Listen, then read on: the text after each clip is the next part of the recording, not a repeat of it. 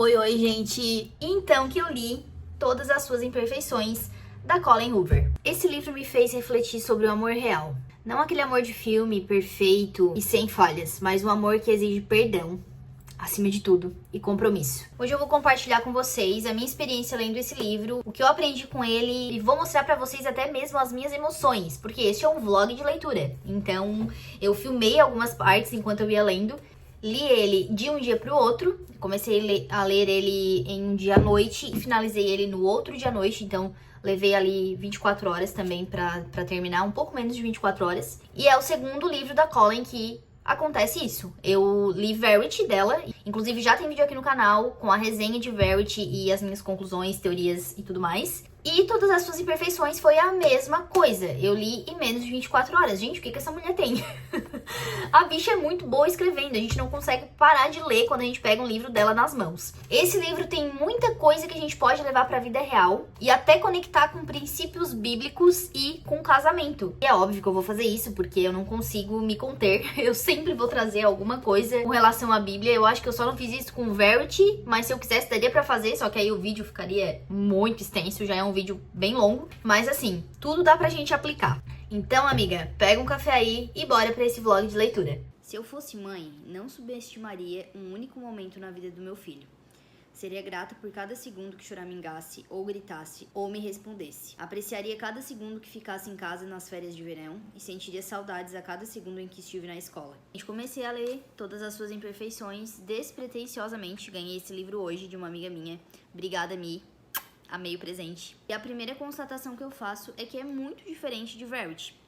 Verity foi o primeiro livro da Colleen que eu li e eu tô achando esse já bem diferente, assim, uma pegada bem oposta. Por enquanto eu li 6 capítulos e o que a gente observa é o seguinte: a gente tem a Queen, que é a personagem principal, e ela era noiva do Ethan. Ela passou um tempo viajando, só que ela chega mais cedo dessa viagem e ela resolve fazer uma surpresa pro Ethan. Vai até o apartamento dele, toda arrumada, bem bela. Chega lá, ela encontra um cara na porta, aparentemente bem nervoso, meio fora de si, e ela fica meio preocupada, será que é um ladrão, será que é um bandido? E aí ele responde que a namorada dele tá lá dentro do apartamento com o noivo dela, com o noivo da Queen. Os dois estão juntos, namorada de um, noivo da outra, traindo ambos. E ali a Queen conhece o Graham. E aí eles se conhecem ali naquela coisa conturbada, né? Descobrindo a traição, ambos descobrindo que estão sendo traídos. A ex-namorada do Graham é uma tal de Sasha, trabalha com o Ethan, noivo da Queen.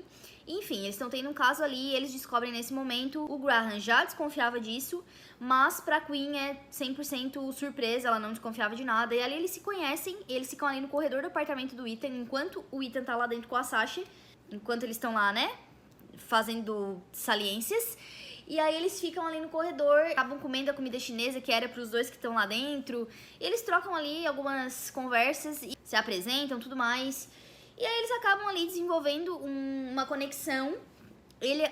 O Graham acaba indo parar no apartamento da Queen no final dessa noite, com a intenção de fazer saliências com ela também, só que os dois não conseguem, porque eles acham que tá muito cedo pra isso, eles precisam absorver tudo que aconteceu, né, absorver o chifre que cada um levou. Eles acabam achando que é melhor não se envolverem naquele momento. E aí é legal que o Graham, ele coloca a Queen pra dormir, né, coloca ela na cama, e ele deixa um post-it, um bilhetinho, dizendo o seguinte: me ligue, depois que sair com outro cara para superar o término. Graham. Então o Graham, ele não queria ser só mais um casinho pra Queen, e ele inclusive fala isso aqui também, antes de deixar o bilhete. E essa é a parte do antes do livro, porque a narrativa é separada em antes e agora. Então um capítulo tá falando do antes, do relacionamento da Queen com o Graham sendo construído, e o depois é 7 anos depois desses acontecimentos que os dois estão casados. Então sim, a Queen vai acabar casando com o Graham. Não sei ainda como a história vai se desenrolar, porque é isso que tá contando.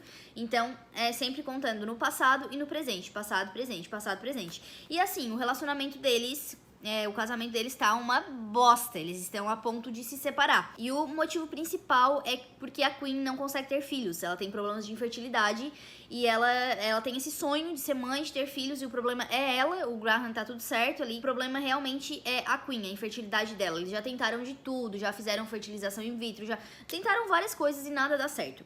E aí a Queen, ela tá muito infeliz nesse casamento, ela se sente culpada porque ela não pode dar filhos ao Graham e ele vai acabar não podendo ser pai por causa dela, mesmo ele sendo saudável.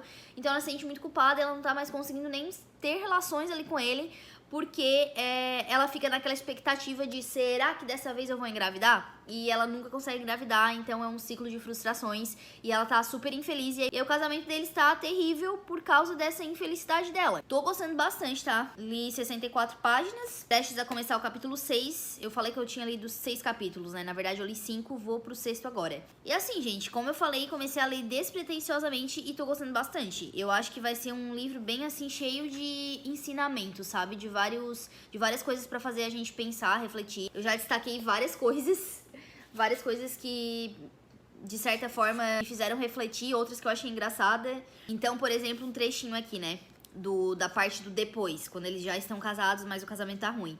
Sinto falta dos dias em que eu tinha de lhe contar tudo o que explodiria. E sinto falta de quando ele acreditava que o tempo que passávamos dormindo era um tempo perdido para nós. Certas manhãs, eu acordava e o flagrava me observando.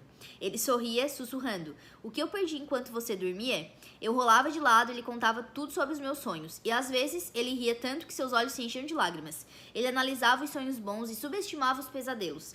Sempre me fazia sentir que meus sonhos eram melhores que os de qualquer um. Graham não pergunta mais o que perdeu enquanto eu dormia. Não sei porque não se interessa mais ou se porque não sonho com mais nada que vale a pena compartilhar. Então tem vários trechos assim que são bem impactantes, sabe? Eu chamo isso de dança do divórcio. Parceiro 1 tenta um beijo. Parceiro 2 não é receptivo. Parceiro 1 finge não notar. Temos dançado essa coreografia já faz algum tempo. Então a gente vê que eles estão na merda.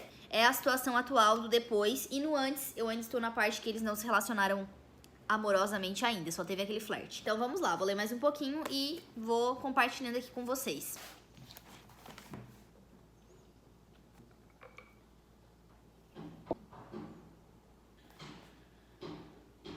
Cara, deixei pra ler essas últimas páginas filmando enquanto tomo meu café.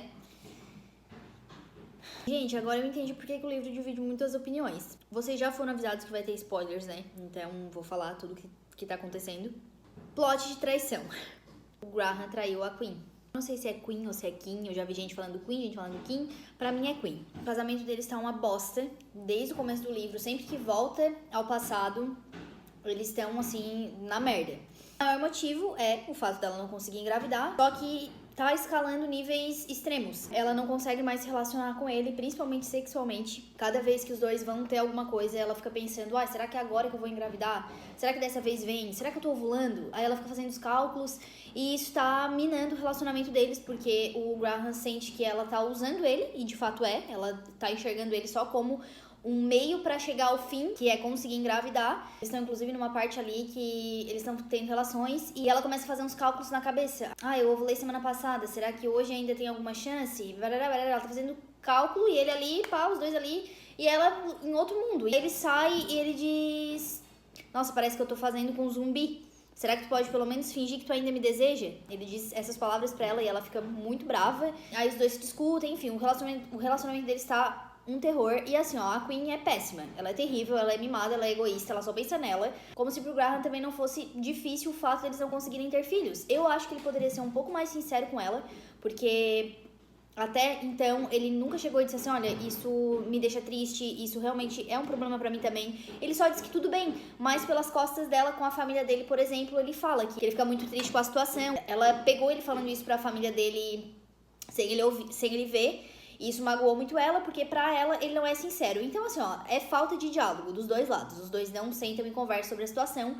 Tem um elefante gigante na sala e ninguém quer falar nada sobre ele. E isso tá minando o relacionamento dos dois. Como eu falei, ela é muito idiota. Eu achei ela, assim, uma personagem muito chata. Tudo na vida dela gira em torno de ter filhos e não conseguir tê-los. E aí a pessoa que ela mais desconta isso é no marido dela, no Graham. E ele, assim, gente, até então, até acontecer essa traição, ele era, assim, marido perfeito. Ele fazia de tudo por ela, tava sempre ali. Apesar dela ser uma trouxa, ele tava ali por ela, sabe? Em vários Vários momentos do livro ela deixa muito claro que ela não tem mais vontade de ter relações com ele, não só relações sexuais, tá? Ela não abraça, ela não beija, não tem nada disso, porque ela sente que se ela abraçar, isso vai levar a alguma outra coisa. Se ela beijar, isso vai levar a alguma outra coisa. E quando acontecer essa outra coisa, ela vai ficar naquela expectativa e frustração.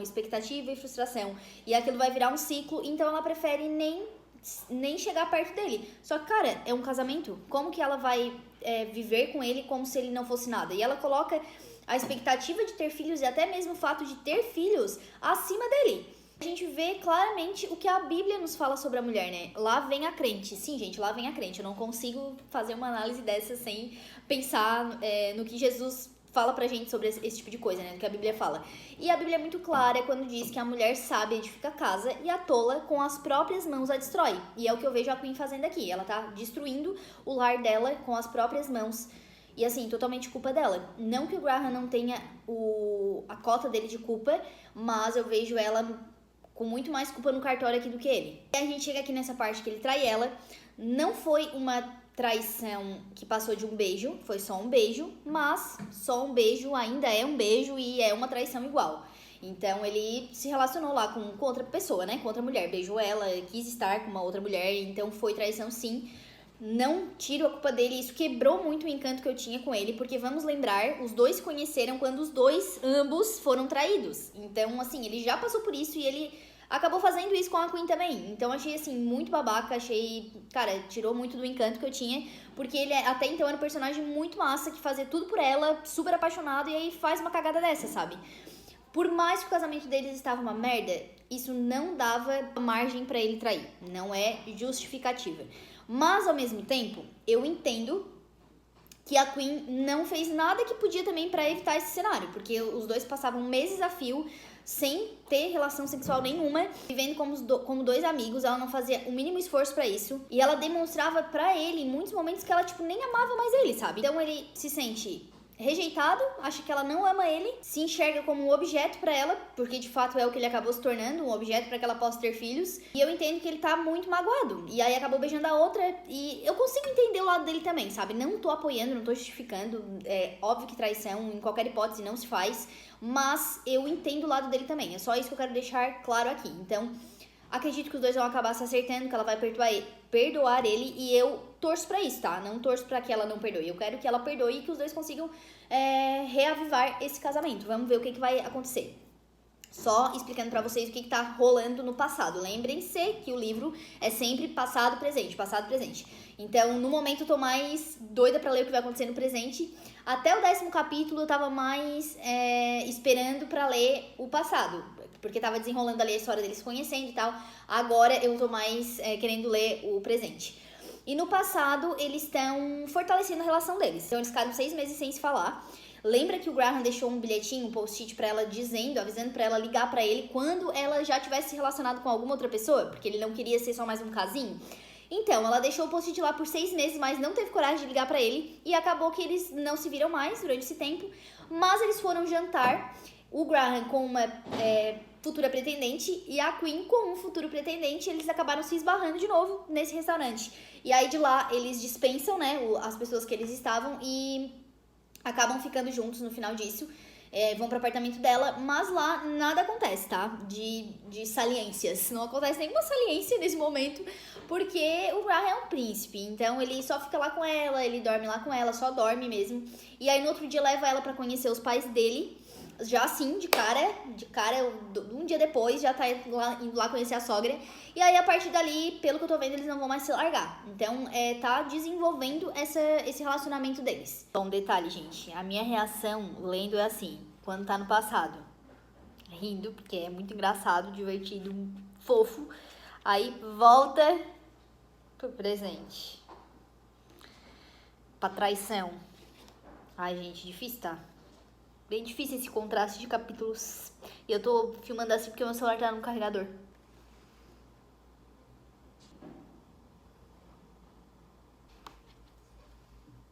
Gente, essa mãe da Queen, pelo amor de Deus, né?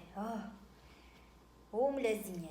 Nesse momento, a Queen está arrumando a mala pra ir embora de casa. Ai, gente, isso é muito triste. É muito triste acompanhar eles se conhecendo, se apaixonando, se amando, casando, e aí depois chegando nessa situação, sabe? Nossa, é muito pesado. Eles têm uma caixa misteriosa que é trancada com um cadeado, e pelo que eu tô vendo assim é pra abrir quando em última hora, assim, eu não sei ainda o que significa isso. Eu acredito que, sei lá, vai ter lembranças deles, alguma coisa assim. Ela tá indo abrir essa caixa agora e o Graham tá implorando pra ela não abrir. Então, não sei ainda o que é. Nossa. Ela falou assim pra ele: não vou abrir a caixa, mas é só porque não dou mais a mínima para que merda tem aí dentro. Ai, gente, tô chorando. É difícil chorar lendo o livro, tá? Ainda mais um livro de ficção. O romance, né? Mas a gente é muito profundo, porque fala sobre casamento, né? E eu nunca tive uma crise, assim, no meu casamento, algo, tipo, muito difícil de lidar no casamento em si, mas, cara, tem momentos que são ruins, momentos muito difíceis, então a gente meio que se enxerga em muitas coisas no livro.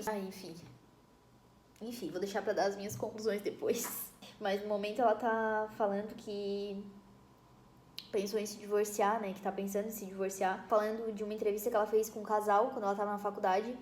Um casal de 80 anos, casados há 60. E aí ela perguntou pra eles, né? Qual é o segredo de um casamento tão perfeito? Daí o senhor se inclinou para a frente e me encarou muito sério. Nosso casamento não é perfeito, nenhum casamento é perfeito. Houve momentos em que ela desistiu de nós. Houve ainda mais vezes... Eu vou chorar de novo. É porque já tem toda a bagagem do livro, sabe? Houve ainda mais vezes em que eu desisti de nós. O segredo para a nossa longevidade é que jamais desistimos ao mesmo tempo. Ai, gente, muito lindo. Não dá, cara. Pra que essa autora faz isso com a gente, né? Cara, a Queen engravidou e teve um aborto. Mas não para por aí. A desgraça não para por aí. Ela descobriu isso durante a briga ali que ela tava tendo com o Graham. Ela foi dormir, começou a sentir muita dor na barriga, no abdômen. Daí o Graham foi ver, ela tava sangrando, levou ela às pressas pro hospital. E lá no hospital descobriram que ela tinha sofrido um aborto e teve uma hemorragia. E por causa disso, ela teve que fazer uma histerectomia, que é a remoção do útero. Gente, quando ela descobriu que ela poderia engravidar, mas abortou, removeram o útero dela. Eu não acredito, tá? Eu tava com esperança que ela ainda fosse conseguir engravidar. Gente, sério, olha, nem sei mais o que vai ser desse livro. Não, e assim, ó, a Colleen, ela tem uma coisa que ela faz a gente não querer largar mais o livro. Eu sentei aqui pra tomar café e pensei, vou ler só uns 4 capítulos pra fazer minhas coisas. E, gente, não consigo largar. Nossa, meu Deus do céu. Oi. Já peço desculpas primeiramente pela minha situação. Tô com o rosto inchado, olhos inchados, a câmera assim bem mal posicionada, mas, gente, terminei o livro. Ai, chorei tanto. Fazia tempo que eu não li um livro que me fizesse chorar como eu chorei lendo, tá? Eu comecei ontem à noite, terminei agora, então levei um dia pra ler, né, 24 horas, porque, gente, simplesmente não conseguia parar. Que mensagem preciosa e impactante. A Queen e o Graham estavam naquela situação, né, prestes a se divorciar. Ela tinha descobrido a traição dele e tudo mais.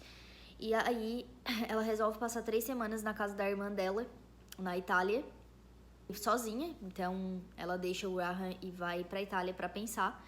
E aí, ao final dessas 3 semanas, ele aparece lá de surpresa e ele leva a caixa. Lembra da bendita da caixa? Que eu queria saber o que era e tal. Essa caixa é explicada quando a gente volta no passado. Então, concomitantemente, enquanto ele vai pra Itália com a caixa, no capítulo que conta o passado, é explicado sobre a tal da caixa. Quando eles casam, ele entrega essa caixa pra Queen e diz que escreveu uma carta de amor pra ela e colocou lá dentro. Ela também já sabia que escreveria uma carta de amor pra ele, mas ela não sabia que era pra esse fim, né, pra colocar dentro da caixa.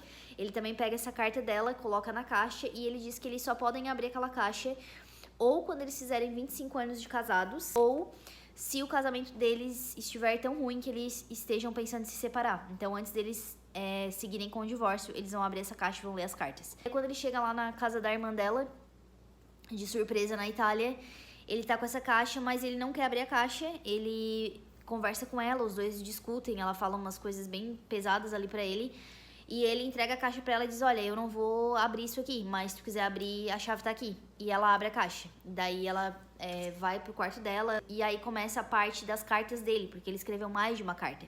Ele abriu a caixa em alguns momentos pra adicionar cartas, conforme o relacionamento deles foi ficando complicado. E a última carta, inclusive, ele tinha escrito enquanto ele tava na viagem da casa deles pra Itália, pra casa da irmã dela. E assim, gente, são cartas que fazem a gente chorar muito, porque explica várias coisas que estavam acontecendo. A gente consegue entender melhor o lado dele também, porque todo o livro é contado na perspectiva da Queen. E aí a gente só sabe do Graham quando tem os diálogos, né? Quando ele fala, quando ela fala alguma coisa que ela observa nele. Mas não tem um capítulo que seja ele escrevendo, por exemplo, do ponto de vista dele. Então, quando a gente lê essas cartas junto com a Queen, a gente realmente consegue entender o que estava passando na cabeça dele nesses momentos. E é muito forte, assim. No final do livro, os dois se perdoam. Então, ela lê as cartas e fica muito emocionada e se arrepende, né, de várias coisas ali que ela falou, que ela fez, a forma como ela estava agindo. E aí, eles acabam ficando juntos no final. Eu vou deixar pra falar um pouco mais de tudo que eu achei do livro e trazer um pouco mais das lições que eu tirei daqui depois. Então vou fazer um compilado aí com todos esses vídeos que eu tô gravando. Só queria filmar isso em tempo real e dizer pra vocês que o livro está terminado e ele é maravilhoso. Com certeza, 5 estrelas. Fiquem aí com o restante do vídeo agora. Gente, se chorei ou se sorri, o importante é que emoções eu vivi. Me senti dessa forma lendo o livro, vocês já viram, né? Fazia tempo que eu não chorava assim lendo um livro de ficção, um romance. Então realmente foi um misto de emoções. Eu conversei com uma amiga minha recentemente que falou que não conseguiu seguir com a leitura do livro. Ela achou uma leitura muito pesada, emocionalmente falando, e ela disse que não se achou preparada para ler esse livro. Então fica aqui um certo alerta. É um tema bem sensível, apesar de que essa minha amiga não é casada, nunca teve filhos ou algo do tipo, mas é uma leitura um pouco mais pesada nesse sentido emocional mesmo. Eu acredito que principalmente para mulheres que tiveram perda gestacional, passaram por isso, pela tentativa de engravidar muitas vezes, mulheres com questões de infertilidade, tudo isso pode ser um problema na leitura do livro. Mas, gente, o que restou pra mim ao final da leitura foi o questionamento. O que realmente segura um relacionamento? O livro mostra claramente que não é só paixão, só química. Por mais que os personagens tinham tudo isso no começo, isso não foi o bastante pra sustentar essa relação. Então, o que sustenta um relacionamento, que a gente mostra aqui, né, com a história da Queen e do Graham, é a questão da escolha mesmo. Da escolha, do compromisso. É decidir ficar mesmo quando as coisas não são perfeitas. Daí o título, todas as suas imperfeições. Porque todos temos imperfeições. E o que separa um casamento falido de um casamento que dá certo é escolhermos estar com aquela pessoa independente das imperfeições dela. Estou falando aqui de imperfeições não criminosas, ok? Eu gravei um outro vídeo, vou deixar aqui nos cards também pra vocês verem depois, onde eu falo sobre relacionamentos conturbados e tudo mais, e eu falo sobre isso. Tem casos que é caso de polícia, é crime. Então, nesses casos, a gente descarta esse discurso. Mas em um relacionamento onde duas pessoas são normais, saudáveis, a gente precisa escolher estar com essa pessoa apesar dos seus defeitos, das suas imperfeições. A Bíblia fala sobre isso, que o amor, ele não é um sentimento, mas é um compromisso. Lá em Coríntios 13, a gente vai ler sobre isso. O amor tudo crê, tudo espera, tudo sofre, tudo suporta. Então, o amor não é um sentimento, é uma escolha. O livro mostra a Queen e o Graham se apaixonando, tanto que a gente tem essa divisão, né, do antes, do depois, eles se conhecendo e depois de anos, depois eles casados. E a gente vê que no começo é tudo maravilhoso, os dois super apaixonados, loucos um pelo outro. Mas o verdadeiro desafio vem depois, quando eles enfrentam essas dificuldades no casamento. E isso reflete muito a realidade. A paixão pode ser espontânea, mas manter um relacionamento exige escolher essa pessoa todos os dias. Uma questão super importante aqui também é a parte da comunicação.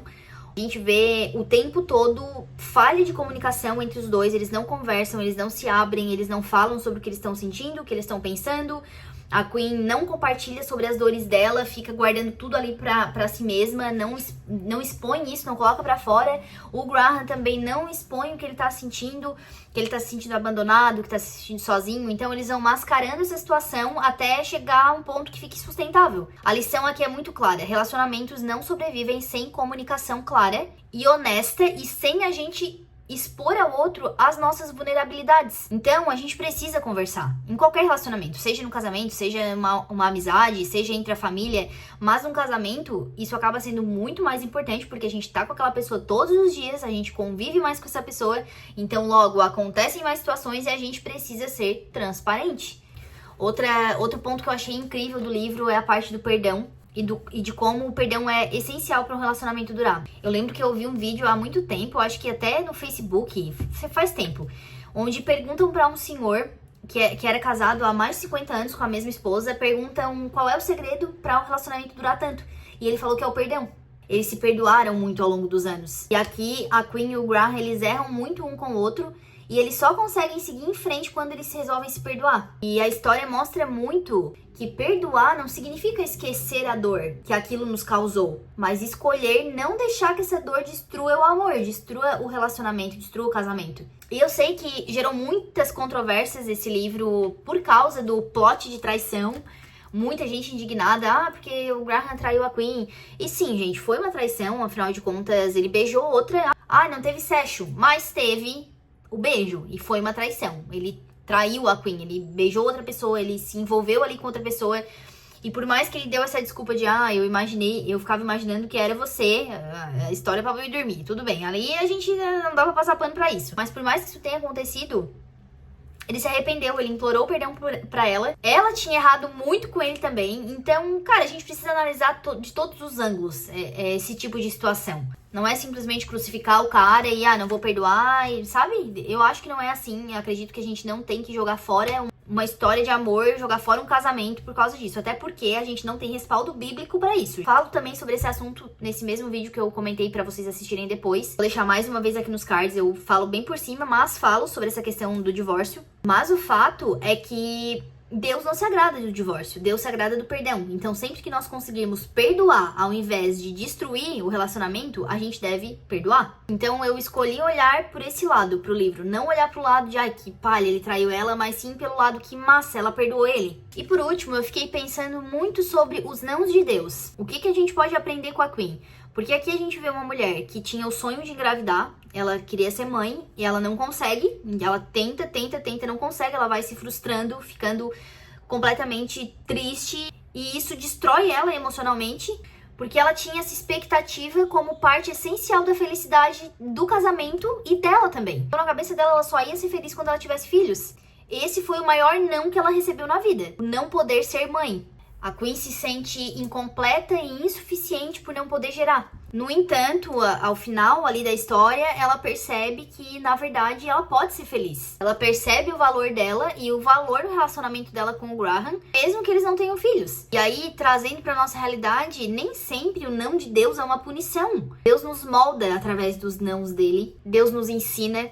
Deus nos guia pra outra coisa, às vezes pra algo maior do que aquilo que a gente tá querendo. E acima de tudo, o não de Deus revela a nossa dependência nele. Aqui, se a gente fosse trazer pra hoje, pra nossa realidade, uma mulher que não pode ter filhos e é muito infeliz por causa disso, eu imagino que deve ser uma dor dilacerante. Mas a gente não pode colocar a nossa felicidade, a nossa expectativa em algo que não seja Deus. A gente precisa permanecer feliz, permanecer alegre, independente das circunstâncias. Caso contrário, se a nossa felicidade depende de uma outra coisa que não seja Cristo, essa outra coisa é o ídolo da nossa vida. Então a nossa felicidade não tem que estar em ser mãe, em ser esposa, em ser uma profissional X. A nossa felicidade tem que estar em Cristo. E todas as outras coisas vão orbitar em torno disso. Quando Deus nos dá um não, a gente percebe, aí é que a gente percebe como a gente depende dele e como a gente não controla as coisas. O controle das coisas não está nas nossas mãos. Às vezes Deus nos diz um não para nos lembrar que o controle das coisas não estão nas nossas mãos e que a nossa força vem dele, não do que a gente conquista. O não de Deus não significa que ele nos ama menos. A Queen no livro, ela sente que tem algo quebrado, né? Algo errado com ela, como se ela tivesse nascido com defeito. E quantas vezes isso acontece com a gente? A gente acha que Deus ama menos a gente porque ele não deu alguma coisa que a gente queria, igual criança mimada. Mas a verdade é que quando Deus nos dá um não, não é porque ele não nos ama ou porque a gente não merece, porque não somos dignas, é porque ele vê além do que a gente consegue enxergar. Sabemos que Deus age em todas as coisas para o bem daqueles que o amam. Romanos 8. O plano de Deus pode não fazer sentido pra gente agora, mas ele nunca deixa a gente sem propósito. Sobre essa questão dos filhos, outra coisa que eu refleti aí um pouco mais profundo, e eu até tava conversando com uma amiga minha ontem sobre isso, sobre ter filhos e tudo mais. A gente tava falando sobre método contraceptivo, entramos toda uma questão. Mas resumindo, a gente falou sobre quando os filhos nascem, quando vem algum filho, quando a mulher começa a gerar, é porque Deus permitiu que essa mulher gerasse. Porque quem coloca uma alma na terra é Deus. Então eu posso tentar engravidar o máximo que for. Se Deus não quiser, ele não vai mandar uma alma à terra. O contrário também é válido. Às vezes eu não quero, faço de tudo para não tentar engravidar. Quantas mulheres a gente vê aí que estão com DIU e acabam grávida? Um exemplo. Então, assim, se Deus quer, ele vai mandar. Não interessa. Não interessa o que aconteça. Então, tanto para a mulher que tá tentando engravidar, quanto para que não quer engravidar, descanse nessa verdade. Bebês não são apenas bebês. Bebês são almas. E o único ser que sopra vida dentro desses corpos é Deus. É Deus quem coloca uma alma ali. É Deus quem manda uma alma pra terra. Mas enfim, talvez isso seja papo para um outro vídeo. O livro ensina que a vida nem sempre segue o roteiro que imaginamos. A gente vê a Queen aqui no começo fazendo vários planos dos filhos e tudo mais, nem imaginando tudo que ela ia passar. Mas isso não significa que a vida não possa ser bonita, significativa e cheia de amor. E por fim, se tu passou por algum não na tua vida, ou se tá passando por isso nesse momento, lembra que Deus sempre tem um propósito. E o que parece ser um fim pode, na verdade, ser um começo. Eu achei esse livro lindo, porque traz uma história real, que muitas vezes não vai ser o final feliz que nós esperávamos. Eu gostaria muito que no final ela conseguisse engravidar e, sei lá, acontecesse um milagre, mas às vezes o milagre é a mudança do nosso coração. É a mudança da forma como a gente enxerga as coisas. E eu acho que foi o maior milagre que aconteceu aqui. Talvez se ela tivesse engravidado, o milagre não seria tão grande quanto o coração dela transformado. E sendo feliz com as coisas que ela tinha, sendo grata com o que ela tinha. É isso, muitas vezes as coisas não vão sair como a gente imagina. E o que a gente faz com isso diz muito sobre a gente. E se tu leu esse livro, escreve pra mim nos comentários o que tu achou. Se gostou, se não gostou, o que tu mudaria nessa história. Eu vou adorar trocar essa ideia. Gente, um beijo. Fiquem com Deus.